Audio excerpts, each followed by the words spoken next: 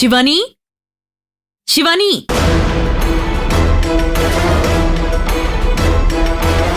ശിവാനി. ഇവിടുന്ന് എവിടെ പോയി? മുറിയിലും ഇല്ലല്ലോ. ശിവാനി, ശിവാനി, ശിവാനി, ശിവാനി. ശിവാനി പുറത്തേക്ക് പോയിട്ട് ഒരുപാട് നേരമായി. അവൾ എവിടെ പോയി? ആ, എവിടെ പോവാന്ന് എനിക്ക് ചോദിക്കാൻ പറ്റുമോ?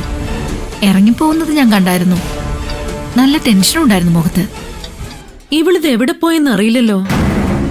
ശിവാനി, ശിവാനി ഇവിടെ ഇല്ല.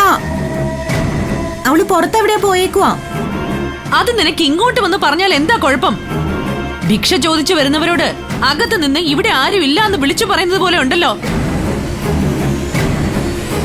ദൈവം എന്തൊക്കെ വിധി കൊടുത്താലും ഇവള് പഠിക്കില്ലല്ലേ, അഹങ്കാരി.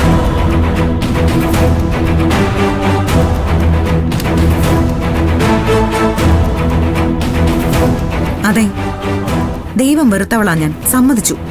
ദൈവം എന്നെ ശിക്ഷിക്കുകയും ചെയ്തു, അത് ഞാൻ അംഗീകരിച്ചു. എന്ന് കരുതി നിങ്ങളെല്ലാവരെയും പോലെ ഞാനൊരു മനുഷ്യനാണ്. ആത്മാഭിമാനവും ദേഷ്യവും സങ്കടമൊക്കെ എനിക്കും വരും. അത് ചിലപ്പോ പ്രകടിപ്പിച്ചു എന്നും വരും. എന്നെ കണ്ണിൽ കാണുന്നത് പോലും അപശകുനമാണെന്ന് ആന്റി തന്നെയല്ലേ പറഞ്ഞത്? അതുകൊണ്ടാ കൺമുമ്പിലേക്ക് വരാതെ അകത്ത് നിന്ന് മറുപടി തന്നത്. ആഹാ, കൊള്ളാമല്ലോ. കുറച്ചു ദിവസം അടങ്ങി ഒതുങ്ങി മുറിയിൽ ഒതുങ്ങിക്കൂടിയ ഇവളുടെ നാവ് വീണ്ടും നീണ്ടു തുടങ്ങിയല്ലോ.